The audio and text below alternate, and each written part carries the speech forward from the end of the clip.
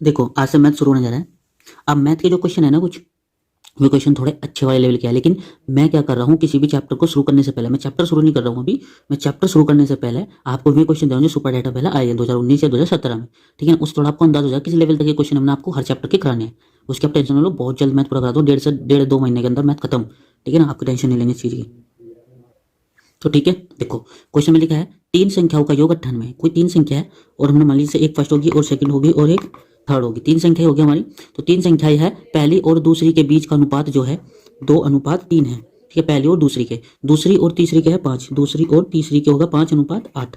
ठीक है ना, अब इन्हें बस बराबर करना है तुम्हें। ठीक है, यहाँ खाली स्थान पड़ा तो इसके पास वाली, नीचे से नहीं, हम बराबर के लिखने हमेशा। तो पास वाली संख्या लिख दो, इसमें ये वाली है इसके पास की, तो ये लिख दोगे आप। तो 2 पंजे 10 हो जाएगा, 5 तिये 15 हो जाएगा, 8 तिये 24 हो जाएगा। ये तीन संख्या हो चुकी है। ठीक है, अब आप क्या करोगे, जो तीन संख्या हुई है इन तीनों संख्याओं का योग, क्योंकि ना योग 98 दिया ना क्वेश्चन में, योग दिया 98, तो इन तीनों को जोड़ लो। ठीक है ना, देखो 25 और 15 40 होते हैं, लेकिन एक कम हो जाएंगे। ठीक है ना, और 40 और कुल मिला के 50, तो एक कम कितने हो जाएंगे 49। ठीक है, तो कितनी हुई संख्या, ये होगी 49। तो हमारे हिसाब से संख्या हो गई 49। ठीक है ना, ये होगी 49, लेकिन उसके हिसाब से संख्या क्या दे रखी है। ठीक है ना, 98। तो मतलब ये कितने के बराबर है, कितने गुना होगी आप बताओगे, ये 2 गुना है। ठीक है ना, तो 2 वैल्यू आ गई हमारे पास। अब इस 2 की, अब उसने पूछा क्या है क्वेश्चन में कि तब दूसरी संख्या क्या है, दूसरी संख्या कितनी है 15, तो 15 दूनी 30, कुल मिला के आंसर। अब ये नहीं जानना है आपको किसका कंसेप्ट क्या है, सिर्फ आप मजे लो अभी इन क्वेश्चनों के। क्यों, क्योंकि इन क्वेश्चनों को आपको सबसे ज्यादा हल करने के तरीके से छोड़ दूंगा, लेकिन अब ये देखो बस क्वेश्चन कितने हल करते हैं इसमें। ठीक है ना, चलो अब नेक्स्ट क्वेश्चन पे चलेंगे। देखो जो नेक्स्ट क्वेश्चन दिया इसमें, तो दूसरा क्वेश्चन है इसमें कि यदि आर त्रिज्या के वृत्त के अंतर्गत एक समषटभुज विनिर्मित हो तो उसका परिमाप क्या है। सिंपल सी बात है, त्रिज्या उसकी क्या है, आर है, समषटभुज है। समषटभुज कैसे होता है, कुछ इस टाइप का जिसके अंदर 6 भुजाएं होती है। ठीक है, नहीं सिंपल सी बात है, इसके अंदर 6 भुजाएं हैं, त्रिज्या आर है, तो 6 आर इसका आंसर हो जाएगा बस। लेकिन अभी क्या आंसर क्यों आया, ऐसा ऐसा कुछ नहीं पूछना है। ओके, चलो नेक्स्ट क्वेश्चन। देखो तीसरा क्वेश्चन आपसे क्या दिया है, तीसरे क्वेश्चन में दिया आपसे 1001 की पावर 3। तो आप इसे फॉर्मूले के हिसाब से करोगे तो ज़्यादा अच्छा रहेगा। किस तरीके से करोगे फॉर्मूले के हिसाब से, जैसे उसने दिया है इसमें 1000 + 1, ऐसा करोगे, उसकी पावर क्या कर दोगे 3। तो सिंपल सी बात ये है कि इसमें a + b की पावर 3 का फॉर्मूला जैसे आप खोलोगे तो इसमें क्या होगा, एक तो आएगा जो का, तो ये 3 बार लिखना है, 1 2 3 1 2 3 1 2 3, 3 बार लिखा है ना हमने। ठीक है, तो अब हमने क्या करना है, 1 की पावर 3 तो 1 रहेगा, प्लस 3 × 1000 × 1, और ये जो तो कर दोगे आप। ठीक है ना, 1001। ओके, चलो उसके बाद हम सबको बाद में जोड़ेंगे। सबसे पहले हम सब करते हैं ऐसे ही, एक वैसे अगर एक जोड़ना चाहो तो आप इसकी जगह लिख सकते हो, लेकिन कोई प्रॉब्लम नहीं, एक ऐसे रखो अभी। ये 3000 हो जाएगा, और 3000 की गुना अंदर करनी है, मतलब 2 जीरो जो 3 जीरो जो तो रखोगे, और जो 3 है इसकी गुना कर देंगे बस। यहाँ पे 3 × 3 डबल 0, फिर 3 × 3 ऐसे जुड़ जाएगा। ठीक है ना, अब जोड़ना में 1 1 0 1 इतना जुड़ जाएगा, फिर 2 जीरो है तो ये तो हो ही गया ना, यहाँ की 2 जीरो ले दोगे आप इस तरीके से, लेकिन फिर ये 3 है, ये वाले 0 की जगह रख दिया, फिर डबल 0 है, फिर इन डबल 0 की जगह रख दिया। ठीक है ना, और फिर ये 3 है, ये वाला, ये इसकी जगह रख दिया 3, और डबल 0 और 1। आप देख सकते हो आप ये कॉन्शियस में है 300 300 और 1, यानी ये होगा सी आंसर आपका। ठीक है, इससे भी शॉर्ट कराऊंगे, लेकिन टेंशन ना लो, अभी आप सिर्फ कंसेप्ट समझो। ठीक है, क्वेश्चन देखो क्या दिया है, यदि किसी संख्या का 20%, कोई संख्या मान के चलो कि कोई संख्या है x, और उसका जो 20% है, 20% का मतलब हुआ 20/100, कितना है वो 120 है। ठीक है ना, वो कितना हुआ 120। देखो इस 0 से ये 0 खत्म, इस 2 से 60 बार खत्म, 120 जो है, तो x बराबर 60 करेंगे तो कितनी हुई संख्या 600। 600 ही। अब उसने कहा उसी संख्या का 120%, तो इसका 120% निकाल दो फटाफट, ये खत्म ये खत्म, 12 × 72, तो कितना आ जाएगा 720। ठीक है ना, जो कि आपका डी ऑप्शन है। देखिए नेक्स्ट क्वेश्चन में क्या दिया है, 1.27 बार। ठीक है ना, इसका आपको आंसर निकालना है, बहुत सिंपल है, इसे हम लिख सकते हैं 1 + 0.27 बार। ठीक है ना, ये लिखोगे आप, एक को तो एक लिखो प्लस, ध्यान रखिए देखो पॉइंट लगा दे 0, यानी कुल मिलाकर 0.27 है ना, तो कुल मिलाकर बात यह हुई कि 2 अंक है, इन 27 को जोड़ो तो, लेकिन 2 अंक है ना, जितने अंक के ऊपर बार होगा उतने ही नो के बटे में रख दो। ठीक है ना, उतने ही नो के क्या करना है हमें, बटे में रख दो। ठीक है, फिर इसके बाद हम क्या करेंगे 99 की इसमें मतलब इसमें मल्टीप्लाई करेंगे और वो ऐड कर देंगे, यानी 9 7 6 और 9 और 2 11 और 1 12 और भाई 99, ये मिल जाएगा आपको। ठीक है ना, ये नहीं मिलेगा तो आपको क्या काम करना है, इसमें से काट करके रखना है। ठीक है, नहीं देखो जो 27 और 9 9 27 से वो बहुत हल्का हो जाते हैं। क्वेश्चन थोड़ा सा इसे यहीं पे सोल्यूशन करेंगे थोड़ा सा, तो ज़्यादा अच्छा रहेगा। जैसा कि 9 तिया 27 और 9 से 11, तो 1 की इसमें आप जैसे मल्टीप्लाई करोगे तो 11 और 3 हो गया 40/11, ये तुम्हारा आंसर आ गया। ठीक है ना, आप देख लियो इसमें आंसर इसका। देखिए नेक्स्ट क्वेश्चन में क्या दिया है, एक धन चक्रवर्ती ब्याज की दर से 15 वर्षों में दुगुना हो जाता है, ठीक है। कितने में का 15 वर्षों में कितना हो रहा है वो 2 गुना, ठीक है ना। ये वर्ष है, ध्यान रखियो, और ये उतनी ही टाइम है, इतनी गुना है, ठीक है। और फिर का 15 वर्षों में 2 गुना हो जाता है, तो कितने वर्षों में 8 गुना होगा, कितने वर्षों में कितना होगा 8 गुना।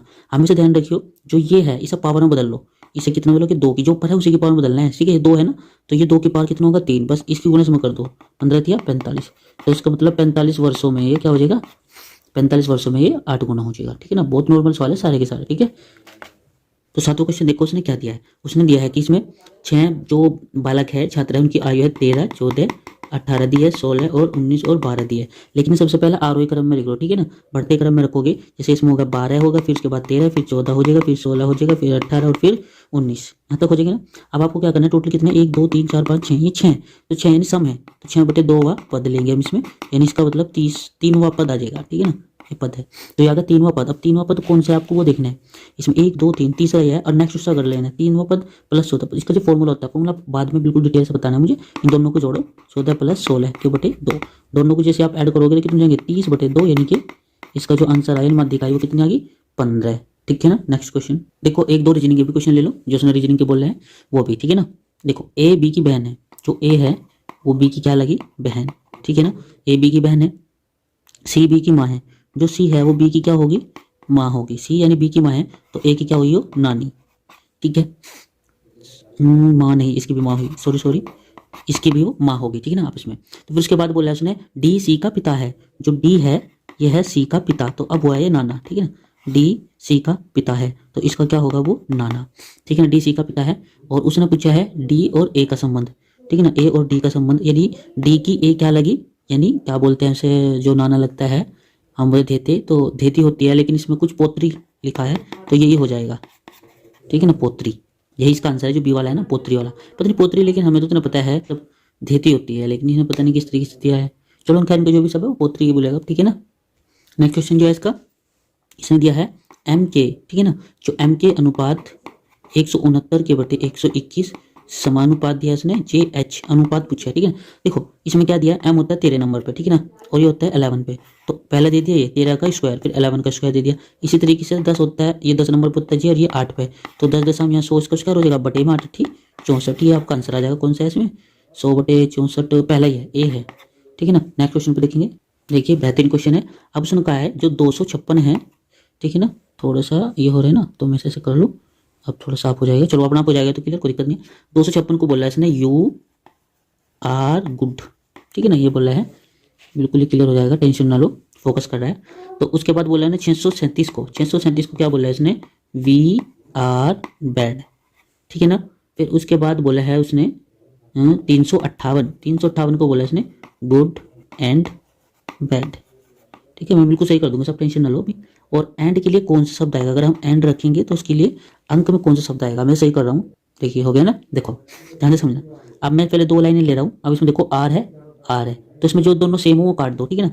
हम आर से आर, ये मेरी टेक्निक है सोल्व करने की, और का मुझे पता नहीं, ये खत्म, ठीक है ना। जो सेम चमका था वो मैंने खत्म कर दिया। इसमें देखेंगे जैसे गुड है और यहाँ पे भी क्या है गुड है, तो यहाँ से 5 है, यहाँ से भी 5 है, खत्म, ठीक है। अब इसमें देखो यहाँ बैड है बिल्कुल, और इसमें भी देखो 3 है, 3 है, बैड है और बैड है, खत्म। एंड बचा और यहाँ क्या बचा 8, तो इसका मतलब इसका जो अक्षर हुआ वो 8। बात बताओ समझ में आई या नहीं आई, ठीक है ना। तो ये ऑप्शन आपका इज राइट। देखो नेक्स्ट क्वेश्चन है, नेक्स्ट क्वेश्चन कौन सा है इसके अंदर, उसने दिया है फॉरगेट, दिया इसने FORGE को लिखा इसने FPTJI, ठीक है ना। फिर उसके बाद इसने पूछा है CUL PRIT को क्या लिखेंगे, ठीक है ना, PRIT को है ना, हाँ बिल्कुल ये वाला। अब देखो F का जो नंबर है आपका, F का मान होता है 6, O का 15, R का होगा भाई आपका 18, G का होगा 7 और E का होगा 5। F का होगा 6, P का होगा 16, ये होगा 20 और G ये साथ J है, देखिए हाँ J, तो J को हो गया 10 और I को हो गया 9, ठीक है। आपके हो गया, देखो ये सेम टू सेम रखा है इसने। 15 में 1 डाला, ठीक है, 18 में 2 डाले, 7 में 10 करने के लिए 3 डाले, 5 में 9 करने के लिए 4 डाले, यानी पहले जो का तो रखा हमने, तो पहले C जो का तो रखेंगे हम, ठीक है। फिर 15 से 16 1 बड़ा है, जबकि U होता है हमेशा 21 पे, 1 बढ़ाने के लिए V कर देंगे 22 का, ठीक है ना, हम क्या करेंगे 22 करेंगे। उसके बाद L, ठीक है ना, L होता है 12 पे, अब 1 बढ़ा आपके 2 बढ़ाएंगे तो 14, 14 पे क्या हो जाएगा N, ठीक है ना। फिर P 16 पे है, फिर 3 बढ़ाएंगे 19, 19 पे हो जाएगा S, फिर R है, R 18 पे है, तो फिर बढ़ेगा 4, 4 बढ़ाने के लिए 18 4 22 का हो जाएगा V, फिर बढ़ाएंगे, ये आई है 9 पे, 4 के बाद बढ़ेगा 5, 14 हो जाएगा, 14 हो जाएगा एन, फिर टी 20 है, इस पर 5 बढ़ाएंगे 25, 25 किलो हो जाएगा वाई। तो आपका CVNSVNY, ठीक है ना, ये वाई तक हो जाएगा। तो आपका कौन सा ऑप्शन इसके अंदर सही है? CVNSVNZ, सॉरी जेड होएगा तो टी, देखते हैं 1 बढ़ा 2 3 4 5 6, सॉरी 6 बढ़ेंगे तो ठीक है, जेड ही आएगा, ठीक है ना, ये आ जाएगा। तो कौन सा ऑप्शन मिल रहा है आपके? जेड, हाँ इसमें है ना CV, क्योंकि वाई कोई से मिल ही नहीं रहा था ना, इसलिए।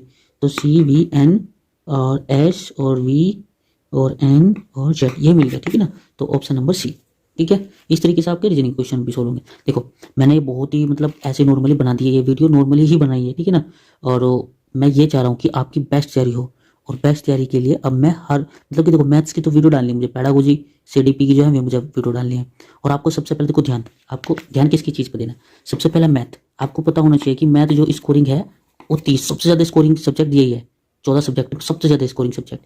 फिर इसके बाद आपको CDP की वैसे 3 सेक्शन है, लेकिन तीनों सेक्शन 3 के, क्योंकि इसके अंदर बाल विज्ञान, बाल मनोविज्ञान और शिक्षा शास्त्र हुआ, और शिक्षण कौशल हुआ, लाइफ स्किल, एक तो लाइफ स्किल है और इसके अंदर ही शिक्षण कौशल है। तीन पार्ट दिया था 10 नंबर में, इसलिए।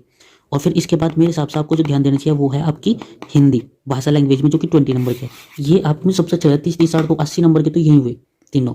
तो आपको सबसे पहले इन पे सबसे ज़्यादा ध्यान देना है, ठीक है ना। रीजनिंग आपकी 5 नंबर, 5 की कर दोगे, मैं खुद करा दूँ, ठीक है ना।